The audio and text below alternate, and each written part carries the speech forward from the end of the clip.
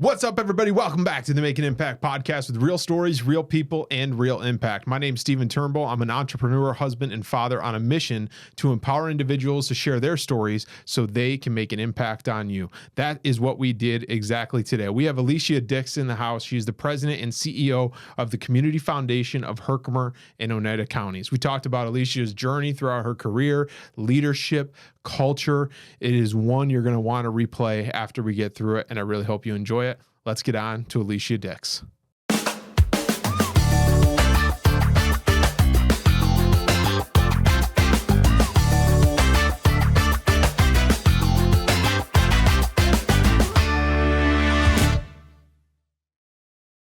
All right, everybody, welcome back to the Make an Impact podcast. Super excited for today. We have Alicia Dicks here today. How are you? I'm doing fantastic. President and CEO of the Community Foundation of Herkimer and Oneida counties. We very much appreciate you taking the time to be here. How's today going? Today is going like every other day. Wow. Full throttle. Full throttle. Yes. I love it. So I want to talk about the story of Alicia. Tell us everything that you want to tell us. And I want to talk a little bit about, the who, what, where, everything about the Community Foundation. But let's get to know Alicia a little bit better. So take us back. I didn't grow up in the area. I grew up daughter of a colonel in the Marine Corps, so grew up all over the place. Born in Quantico, Virginia, and traveled to follow Dad's career. Ended up on Long Island for high school and Cortland College for my college career. And after that, I thought I'd go to Wall Street, tried that out, hated it. Realized knowing what you don't like to do is just as important as trying to figure out what you want to do with your life. And I had no idea what I wanted to do at that time. Ended up going to Albany to get a master's in urban planning. And I found that route because I thought I wanted to go into international studies, bringing water into third world countries. That was my undergrad master degree, was in international studies. So I was on a track to go to Columbia University to do international studies to get a master's. And as I'm talking to the counselor or the advisor, she says, I think you'd be better suited for urban planning. And I'm like, I don't even know what that is. And she introduced me to a professor in Albany. I had a conversation with him over the phone. I was on a train the next week and then signed up and got my master's at Albany and started a career I never thought even had a idea about. Became the city planner and economic development personnel for the city of Albany for a bunch of years, and then ended up at National Grid for 12 years doing community building, economic development, not urban design, but similar practices, similar principles. And then I ended up at SUNY Poly doing a clean room construction project, which was interesting, and then ended up at the Community Foundation. And none of those were planned, and none of those were anything. If you asked me at age 20 where I'd be today, I wouldn't have dreamed of any of those outcomes. Sure. But I've been really fortunate because every one of those opportunities kind of came to me because of the network I had built in the jobs I was in. Sure. Or listening to people that I trusted. Yeah. Like that professor. Yeah. So I feel like I've had one of these wild journeys, and I came to Utica to work at National Grid because I met a guy at a lacrosse tournament in Lake Placid and ended up marrying him, and he's from Whitesboro. Yeah. And that's why I found my way here to Utica 24 years ago, and have fallen in love with the region. I want to go back to something that you said and ask you to dive a little deeper on it, because we talked about this a few episodes ago about the importance of when you're looking at your career at a young age of considering what you don't want to do versus what you want to do. And we've talked a lot on the show about coming out of college and like, I'm going to be an accountant and this is going to be my career path. And then, like you said, running into this person introduces you here and gives you this opportunity. Next thing you know, you look back and you've had all these different opportunities and relationships. Expand on what you mean by that about looking back and focusing on like what you don't want to do.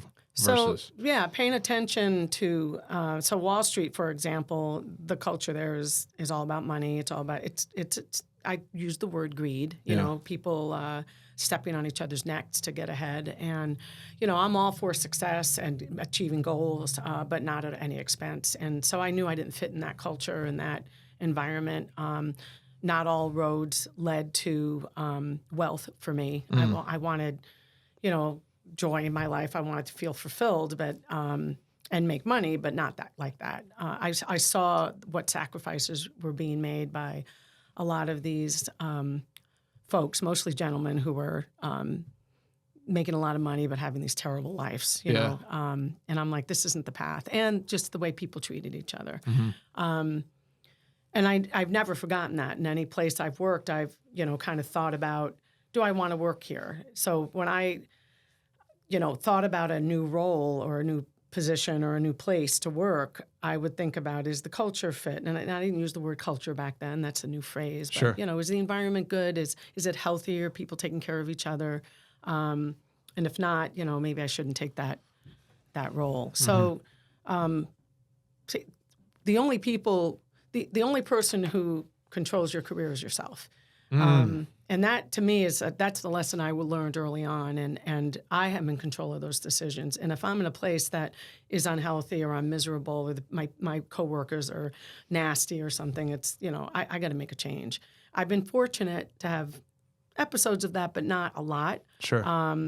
In a few situations, I've had terrible bosses or coworkers, some that have ended up in prison. But you think we can get them on the show? That'd be something. he might like to be on the show. He likes to talk. That'd be a good storyline right there. But you know, when I think about, because I get asked a lot and speak to a lot of people kind of young in their career path, and say, be nimble, be flexible, be open, which I think is a life, you know, way of living, a way to live your life, but. Make the decisions that are best for you. And if you're not a good fit, you know, wait for the next best thing. Yeah. And for me, you know, I had to look back and I thought about the fact that I have never sent my resume out. I have never actually looked for a job.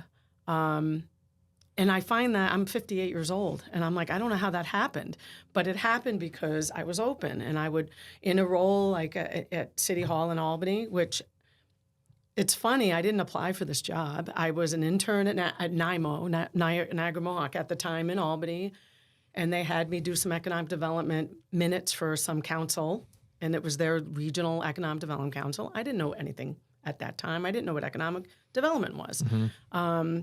The commissioner of economic development for the city liked my work, said, what are you doing when you get your master's, when you're done with school? I'm like, I don't know, I'm going to Denver. I'm going west, going to go to Portland. I hadn't met Bob Dicks yet. He said, why don't you come work at City Hall? We have a whole new urban design plan about to launch, and I need somebody to run it. I'm like, heck, that sounds great. So cool.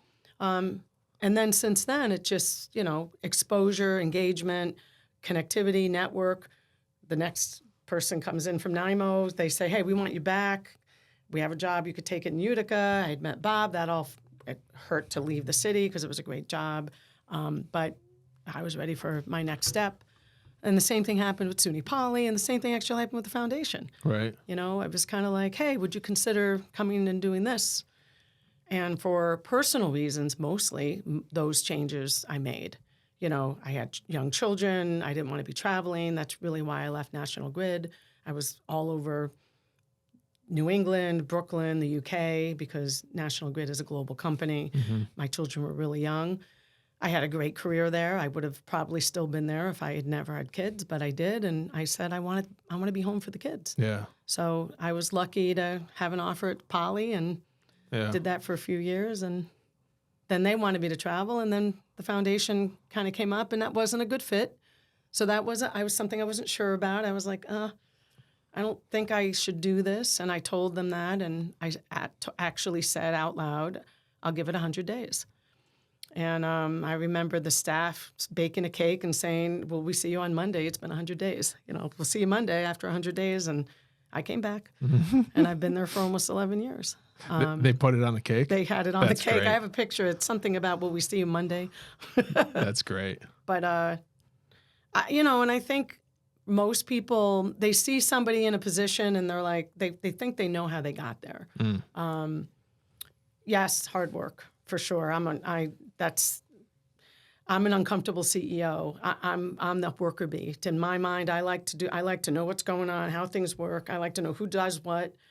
I think that's part of my secret sauce. That's how I got to be so successful at National Grid, because I wanted to understand what do the crews do? Where do they get their equipment? How do they get their trucks ready?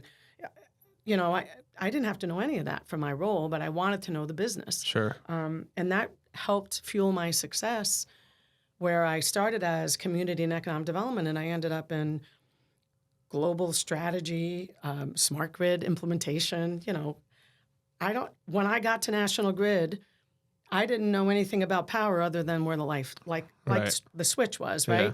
Now I can tell you everything behind the wall, where those pipes and wires go, how they're fueled, what's efficient, what's not. Yeah. I wouldn't say I'm an engineering expert, but I know enough to be dangerous. Sure. And I did that because I invested myself in that company while I was there. I took the time to ask questions, and sometimes people weren't willing, but most people really don't mind telling you what they do and how they do it. So I know now, I didn't know this then, that's a rare skill. A lot of people go in and say, this is my job and this is what these are my boundaries. Which again goes back to, if you're not open, you won't have opportunities because you're just kind of be stuck in this space. So if I did that, I'd probably still be doing economic development. Yeah.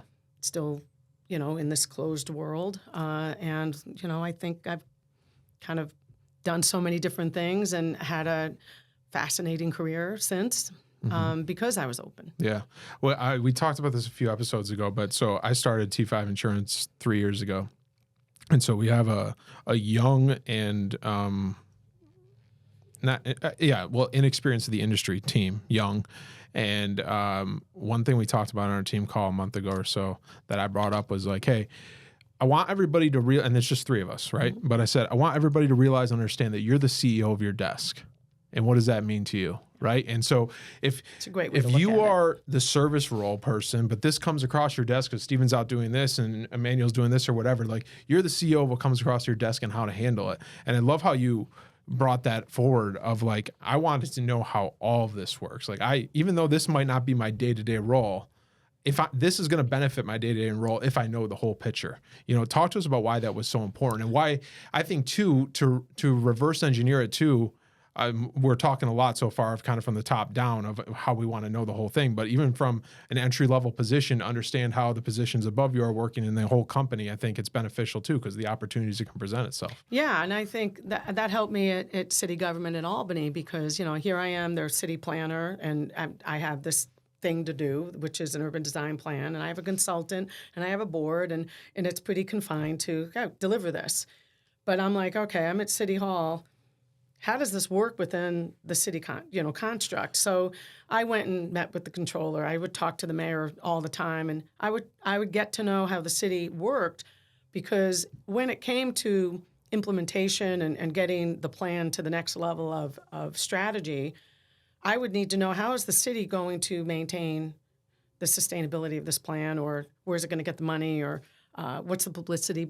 You know, how did these things work? And because I was getting familiar with that infrastructure on my own. Yeah. And people would be like, well, why are you going down and spending time with the controller? I'm like, I don't know. It seems like it's something I should understand. Yeah. You know, I want to understand how, I guess my Uncle Jerry used to say this, you know, he'd be like, you got to know how things work, right? So to me, just because, you know, you have a job and it's making that widget, well, where is it going? And then how do you get the widget? And so how is it produced to get to you? And I want to know how things work. Yeah. So I don't look at a job or a task I'm given and say, all right, I'm just going to look at this in a confined area. I want to know before and after and fulfillment and what's the outcome, are the goals attainable? What are the barriers to those goals?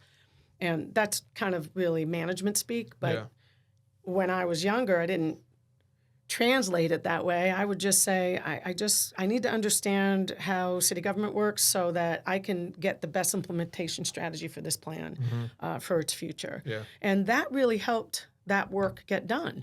I ended up doing all the budget work. I wasn't hired for that. I ended up doing all the press and PR work. I wasn't hired for that. And I had no skills in PR work. writing press releases, organizing a press event, just had to figure it out. I didn't do that on my own. I went and talked to a lot of people and got a lot of help, and then said, all right, here's what I'm going to do. Good, bad, edit, comment. I was fortunate. I had people who would allow me to do that.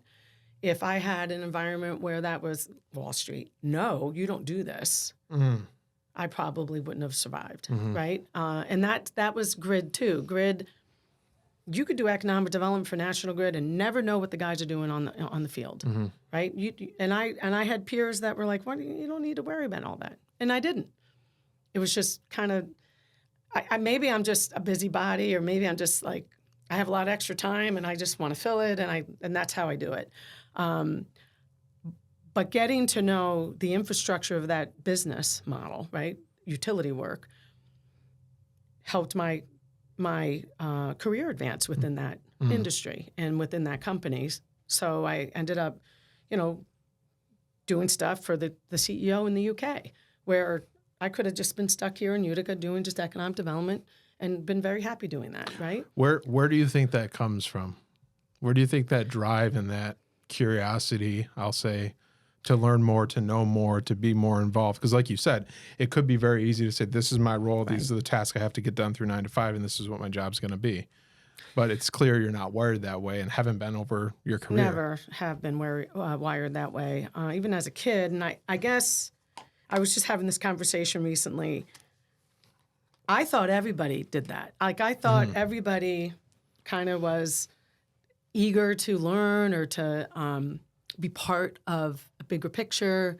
I think I was a late bloomer in realizing, my 30s, early 40s, that, man, people don't want to do more than they're told or asked, or they just want to get the hell out. They just want to go home at the end of the day. I mean, and I always enjoyed going to work. I always enjoyed going to school.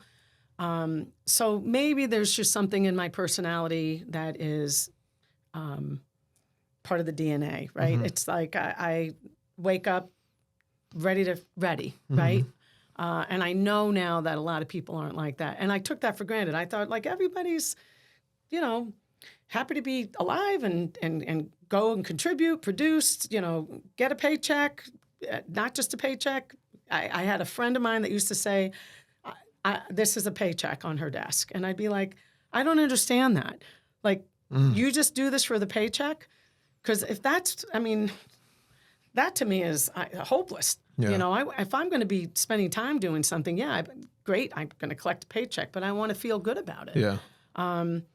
So a little bit of, I guess, my innate personality, but it's also, I think, moving every 18 months. And when I was young, having to constantly adapt, reintroduce myself to a new school, new friends, a new environment, Venezuela, Georgia, Rhode Island, all very different places, sure. Cultures, languages. But I never felt daunted by that. I never felt like, oh, I can't believe we got to move to Georgia. My brother and sister who were older, they didn't want to leave Rhode Island at the time when we lived there. And that was a big negative moment for them. And I was like, oh, I see a pool where we're going. This is great. Like, it's somewhere warm. And, I was excited. So I think that experience of growing up in many places, that constant adaptation is definitely a feature of my personality that I do think is uncommon. What I think is so inspiring about it is you're constantly looking at, like, what's the opportunities? Like, constantly. And it's so easy in business, in life, in any situation to say, like, oh, this is happening to me. We made a mistake in business. How do we fix this for the future? And I'm glad this happened to me because I saw the pitfall in this or whatever. That's super inspiring. I want to go back to something we were talking about earlier of and I've talked about this a million times, but I just want to share it with you. I'm just still, like, so shocked I went to MVCC, I went to St. John Fisher College, like, I had all the school experiences, and I wish they would teach a class in college called Do Your Job and Do the Right Thing. And just tell you that, hey, when you get to the big bad working world, you need to do this. If you're an accountant, you need to know how to be an accountant. You need to know numbers. You need to do this. But really just do your job and do the right thing. Right. And you shared some of your experiences of Wall Street where maybe there were some folks that weren't doing the right thing. The last part of what you said is critical. And how important that is. And I'm still a young professional coming on 10 years in my working world, but I look back and you talk about, I think the relationship conversation is so cool because I can think back to when I started my family's agency in 2016, 3 days after I started, it was only a week after college graduation, I went to a chamber event and there was a guy that was sitting in the corner and I was nervous as hell to be there. Yeah, I still remember it. It was like July 17th, but I was a working professional now, so I had to have like a 3-piece suit on, and I was, sweating through this 3-piece suit. And I went up to him, and we had a great conversation. He was in the benefits world, so we hit it off on insurance stuff, whatever. And I can look back now, like 10 years later, and draw back. He introduced me to this person, who introduced me to this person, which got me on that board, which got me in that committee, which helped me introduce to this person, this person, this person. And to your point, it's just all relationships. Right. And that's how my whole career has happened, is through that network of relationships. Some I didn't even know, right? But people knew me to tell that person they need to talk to me. And I don't like, people come up to me and they'll talk to me like, I know you don't have time, and I know, and I'm like, I'm always shocked because I forget that people look at me because I'm this CEO of a foundation that, people see us in the news or whatever, and they think I'm somebody, right? They think I'm, I don't know, celebrity-ish, right? Like people are almost afraid to talk to me or hesitant. Or I know you're busy, and I'm like, I'm not that busy. I mean, I am busy, but I'm never too busy to have a conversation. Oh, I love that. And I'm always, Johnny Husney, my chief of staff, says you have to remember people are watching you. I'm not cognizant of that. I'm not, I don't go out and okay, now I have to act a certain way because people expect me to be. I'm Alicia Dicks all day long, everywhere I go. And I think that non-armor, I feel it because that's who I am, but I forget that other people think that I am armored. Like I am like, I am that person they see on the TV news or on the commercial. And I'm like, I don't know. And again, it goes back to if you're a young professional, even a student thinking about, what I want to be. And when I grow up and they meet somebody like you or, people who are, quote, made it, and they're like, oh, how did you do it? And I'm like, I can't give you that pathway. There's no recipe. Being true to yourself, doing the right thing, working hard, and quite frankly, I think going beyond whatever it is you're supposed to be doing, because that has worked for me, which I kind of just explained, I think you're going to do all right. And don't allow yourself to be in a place that is unhealthy. Yeah. Which is really hard because a lot of people feel, I don't have any options. You said something earlier about, always knowing opportunity. I have this, and I say this to my daughters frequently. It's like when you drive, my eyes are out looking for what could happen. I'm always looking for problems. I guess I'm a defensive, like where am I going to go? Yeah. What am I? And I am constantly, when I'm driving, looking at problems and what would I do? Sure. I think that's what I do in life. I think of the worst scenarios so soon and so early that when they do happen, I'm kind of braced for it. And I kind of know what opportunity or options I should be thinking and considering. Call it preparedness, call it, I don't know. My father would have said in the military, you're prepared for everything, right? Because that's the mantra. So I think it's probably in that ilk of mindset. But if you're prepared, just open to knowing what could go wrong at any time, and saying, you know what, all right, I have options of how can I react, how can I maneuver, what do I have to adapt, divert, whatever those backup. Sometimes you have to back up and be okay with that. You're going to do fine in your career. Yeah. But so is it opportunity or is it knowing obstacles and what could happen to make sure you're prepared. Yeah. I think it might be both, and they almost translate the same to me. Although if you look at the MBA textbooks, they'll say, no, it's very separate. Yeah. And I think it goes down to just being open-minded and just take the, Which is such an easy thing to say, but a very hard thing to do. And I want to share something we talked about 2 episodes ago. My good friend John Bartholomew owns Mohawk Valley Wellness. When I was leaving my family agency to start my own, it was a very pivotal moment in my life. Very big decision, and there was a lot of things. And he sat down with me and said, Stephen, what's the worst thing that could happen? What's the best thing that could happen? What's probably going to happen? If you're okay with all 3 of them, do it. That's my point. And exactly right. That's exactly what you said of like, if I do this, what's the worst? And even like, you boil it down to relationships we're talking to. If I reach out to this person for coffee that I've never talked to, what's the worst thing? They don't reply to me. They say, I don't have time for you, whatever it is. That's the worst case scenario. What's probably going to happen? You're going to meet with them, build a relationship, they'll introduce you to this person, introduce you to that person, and who knows where that relationship could take you. Right. What do you think?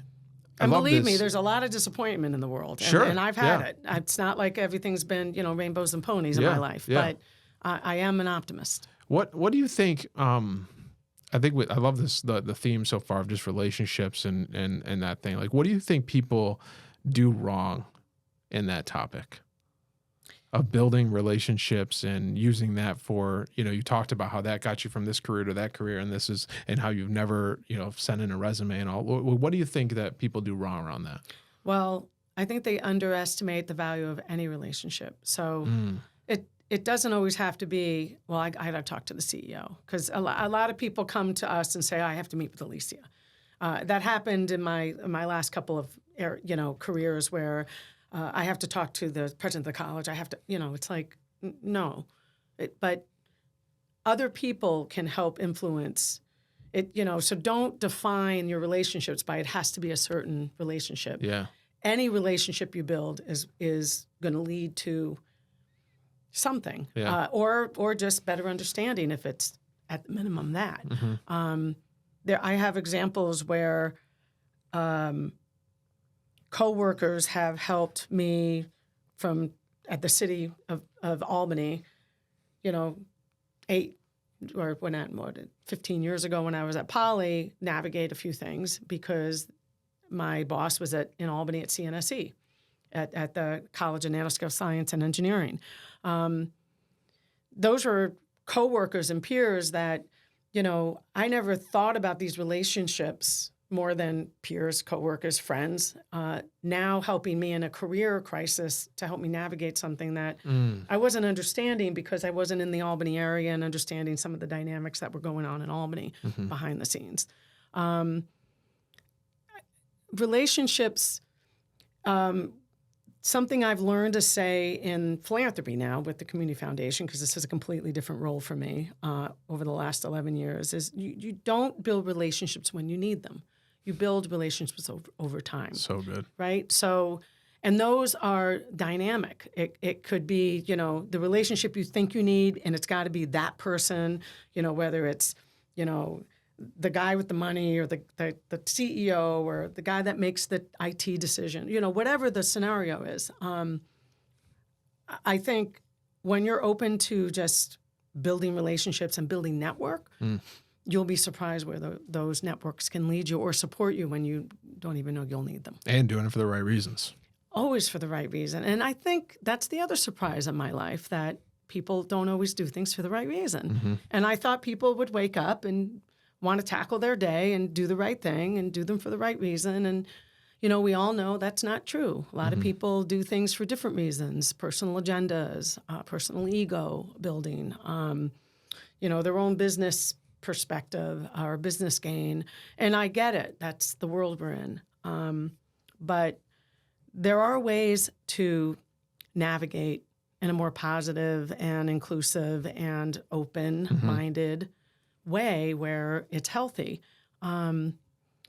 So I don't feel like, again, going back to Wall Street, you have to have this killer instinct to be successful. You don't have to, knock everything out away, in your path and leave a wake of carnage behind you to get to the next level or have that next stage of success. I don't buy it. But a lot of people think that's the way of the world, and they are walking over people and doing things that are unsavory. And again, back to that driving analogy.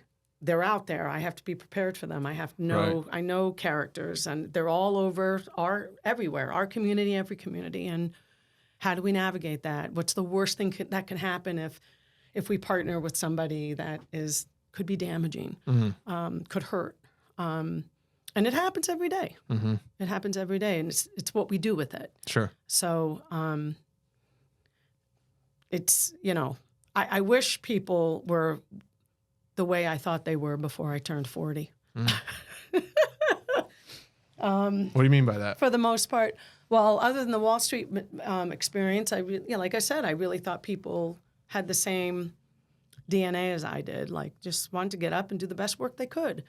And what I realize now is I think the best way to put it is I think everybody does the best they can, whether they're open-minded or not, whether they're doing things for the right reason or not, they're doing the best they can. So I've kind of come to a point where, again, being ready for all my obstacles out there as I'm driving, I have to accept that they're not going away. And I don't want to fight it. I don't want to argue. I don't want to be combative. So how do I listen, do my best to learn and adapt my thought process where it remains healthy, or listen and say, it's okay, we disagree. I respect your position, and move on. Yeah. And that is really hard. Yeah. But it's a practice that being at the foundation is really something that I've had to hone quite a bit. I want to pivot on that, and I'm gonna tee you up with something because you just kind of sparked something that I've experienced over the last 3 years through leadership, is understanding that no one's going to care as much as I do, and that's okay as a leader, right? And that's kind of what I'm saying, and, right? Yeah, and you realize that it's hard. And I want to pivot that and get your insights and thoughts on realizing it, but then taking that and empowering those people. Well, that was a journey for the Community Foundation I was on for the first 4 to 6 years, was changing the dynamic of the foundation, which meant changing the culture, which ultimately means changing the people. Yeah. From closed-minded or narrow focus or for not the right reasons, whole mix of why not, right, to open, yes, we can, we're here to serve, culture. And they're polar opposites. And I wanted to be able to flip the switch and say, all right, we're good to go.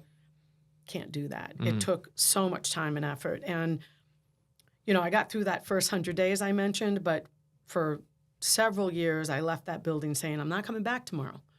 This is just, it's so hard because people are well-intended. They're not there to cause a problem. But when you're trying to build something different, I'm not going to say better, because what the foundation did prior worked really well, and it was led well, and the people that did good work. But the board had asked me to change to become an organization of impact, which meant fundamentally I had to change everything we did, why we did it, how we did it, and how we looked forward, because we never looked forward. We looked down. We looked, okay, what are the nonprofit applications? I mean, we weren't looking up. We weren't seeing our community. We were not engaged with our residents at all. We knew the nonprofits through the application process. We had a few great donors, not a few, many great donors. But our line of sight was just very narrow, very dark, very just right in front of us. So, and I say dark because when I think of the future, I think of light. I think of opportunity. I think the what ifs, how to's. I don't see no way, no, can't happen. And when I've moved here, I've heard the word can't happen a few times. For 24 years, pretty steady every year. We're good at saying it can't happen, it won't happen here. But I disagree. I think just about anything can happen here. And it's lots of great things have been happening. Yeah. And will continue to. So with that mentality and leadership, talk to us about empowering the people to follow your vision and turn that can't happen into can happen. And you know, if you can, throw in there what you've learned along the way in that journey. I think a lot of people think they can do a job. And we turned the table when we said, we're not going to hire somebody because they can do the job, the best bookkeeper, the best marketing person, they have the best resume. We need to hire good talent, skilled talent, but we have to hire the right culture. And for years we were trying to define, what does that mean? What is the culture? What's the purpose? You know, and now we're on a journey to really codify and articulate that. But we could feel it. So we knew, and I have a 30-second rule when I meet people. I kind of know, and I might have been wrong once in my career, so I am putting a little feather on my cap. If I can tell really quickly if someone's going to be able to, if I'm going to be able to work with somebody, and if I'm building this, it was true at National Grid, it was true at SUNY Poly. If it's my team or my environment, and I have control, I'll know pretty quickly if you're going to fit or not. Now, if it's for someone else's team, but still under my watch, I'll let them make the choice, but I'll let them know that I don't think it's a good fit. And I think, like I said, I've been wrong once. Not a bad ratio. Not a bad ratio. And I'm trying to, somebody's like, how does that 30-second rule actually It wasn't work? with that Mike Taft guy, was it? I don't know. That sounds familiar. No. Definitely not. I don't know. We just talked about this. If it's intuition or, it's not like I see through people or, I'm looking at all the body language. It's just, I think it's intention. If somebody's there because it's a paycheck or if they're there because I don't like where I'm at, for us, we've built, you need to be here because you believe in our mission. You believe in this community. I had somebody interview, great resume, who actually said in the interview, we said, what do you love about Utica? We finally got through all the prerequisite questions, and now we're trying to get to know the individual. And the candidate said, well, I hate Utica. Perfect. And I'm like, and again, first minute and a half, I could tell you this guy wasn't going to be the guy, but they were like, wow, he's doing great in this interview. Until he said that, they're like, oh, yeah, there it is. So for us, it's a very particular type of personality and they have to be positive. They have to have the yes, we can mentality. Yeah. And I think that's true of a lot of businesses. They don't want people who are curmudgeons or say that can't happen or I don't like this or I don't want my role to change ever. We tell our team, be prepared. As soon as we put out an org chart, be prepared. It'll change in another 6 months. I think we've changed tremendously over the last 11 years and continue to. Yeah. Because the way of being relevant is being nimble to adapt to needs and changes, technology changes and donor changes and community changes. Yeah. It's no different than I'm working in a manufacturing plant and I'm making changes to a product because customers want changes. Yep. The shareholders want different, ratios for profit. I mean, change is everywhere all the time. Here's what I've learned as a young leader. I got a lot more to learn. Trust me. I'm not saying I have it figured out. One thing that I've learned that's been powerful is, and you hit on it, and just saying it in a different way, is not finding the people to fill certain seats on the bus, just finding the right person for the bus and finding their seat, right? And like you said, like finding no, we're not just looking for a bookkeeper who's the best of the bookkeeper, who's going to fit our culture, who's going to not say I hate Utica. You have to know the culture, right? Right. And some organizations don't take the time or say, oh, we had a meeting, we have our culture defined, we're good. I'm like, first of all, culture isn't determined in a meeting. Culture is determined over time. It's kind of relationships, right? And it's ever evolving. But in general, you have to know some of the dynamics of your culture. And believe me, we've had one of the ways to manage a good culture is everybody has a bad day, right? Everybody has, or a bad, few days or whatever episode of time. But when there's a pattern where somebody is constantly just there's uncomfortableness, there's negative, there's something that's just off. We're managing it. And if it gets to be this pattern that we can't manage, and we try all these different things and different tactics and different personalities to manage that individual, we'll move them out. Mm-hmm. And it's unfortunate because, well, I'm doing a great job. Well, you're doing the work, Mm-hmm. but you're causing all this other rift among the team. And I used to think when I came to the foundation, oh, it's a small team. I managed hundreds at National Grid, hundreds on the work site at the Quad C for the clean room. It's a big piece of cake, right? Small team. Everybody's right in front of you. We're all in the same, area. Hardest thing to do, Mm-hmm. because it's so transparent. It's so like somebody said something. I heard this. I overheard a deep sigh, or and I mean everyone's responding to everybody else. Yeah. So we tackle it right away. Somebody just said so-and-so about something negative, and we're like, oh, so what? We heard a comment. We'll talk to them about it. That's management. Mm. I know a lot of management that will never do that work. They're like, I'm there to get product. I'm production. I'm not going to manage the And people. that's that siloed mentality. Yeah. I believe it is. And again, I think it's harder to do what we're doing, but the payoff is to me, just not just worth it. It's invaluable, Mm-hmm. because our growth has proven it. Yeah. Our outcomes have proven it.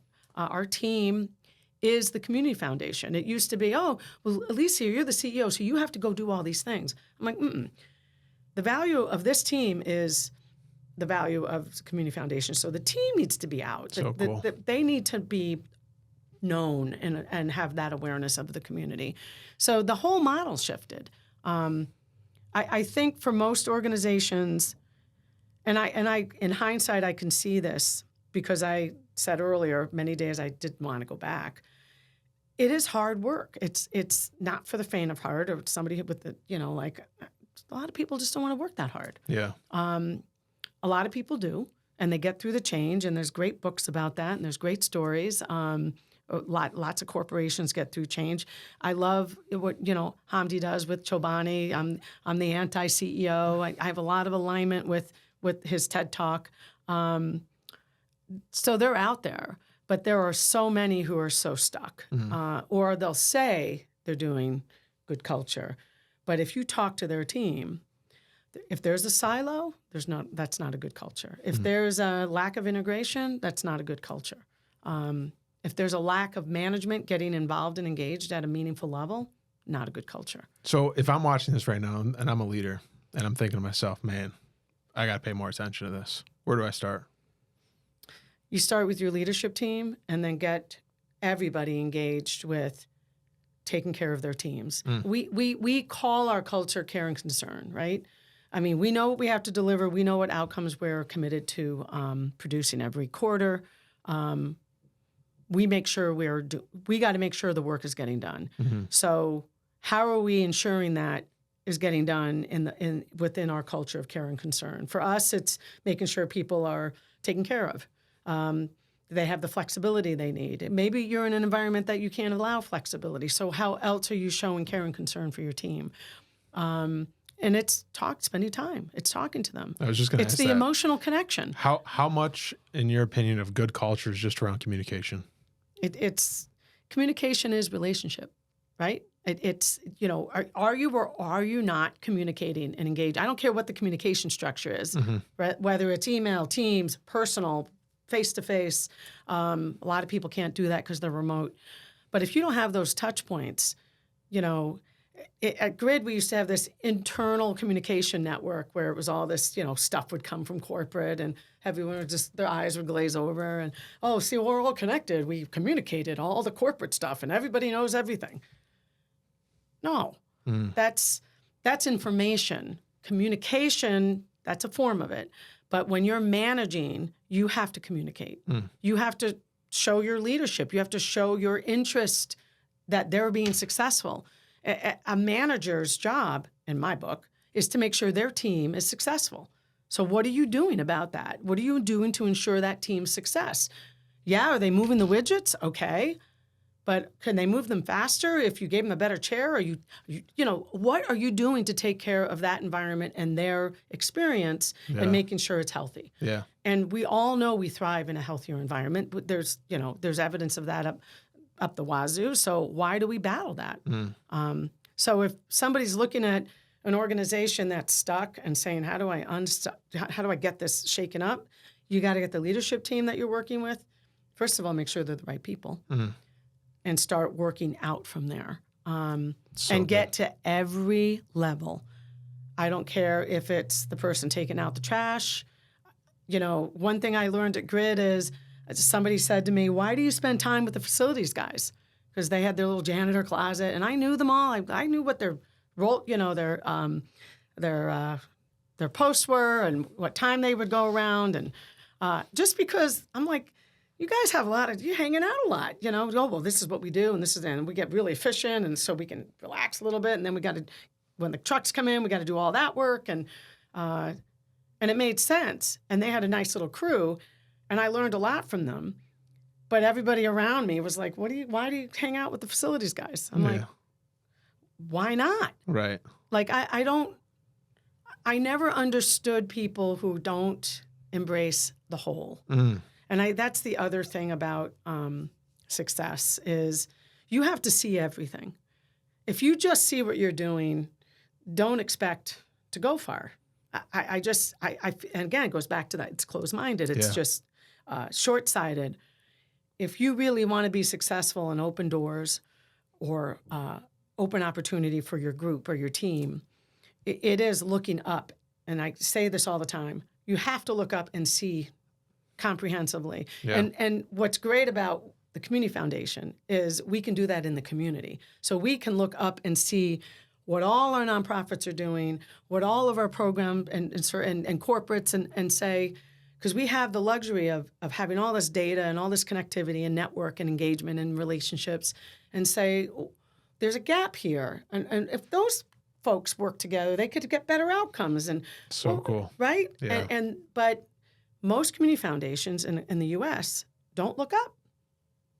That's what I said. They keep looking down, and that was our history. What are the applications, right? This is what my world is right here. So I'm a funder, so I'm going to get my grant applications, I'm going to review them, and then I'm going to cut my checks.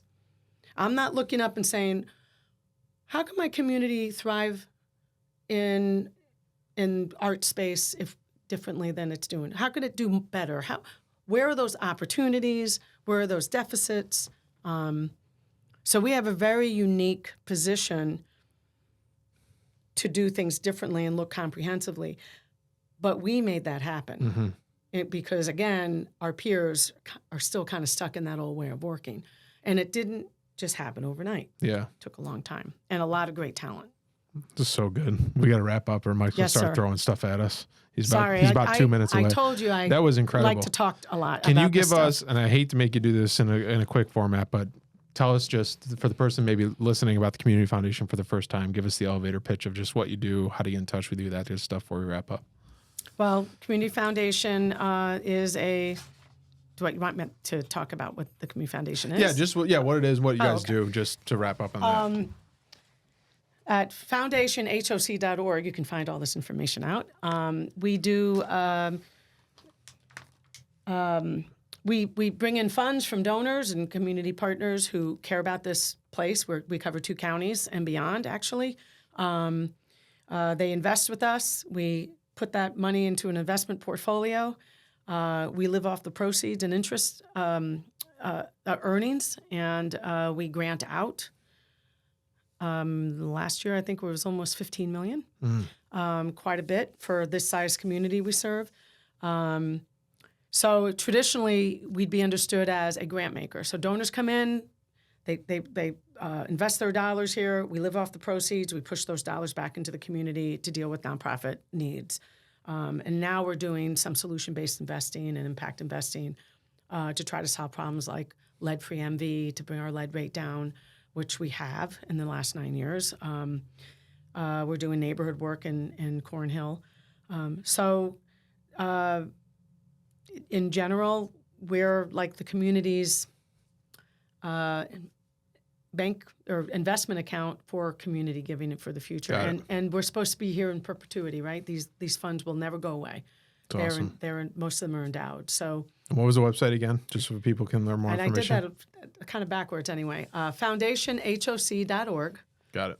And We'll be sure to you put that can in find all of our information there, how to get in touch with me and anything else you want. Thank you so much for taking the time. Thank you for this having was incredible. me. Thank you so much.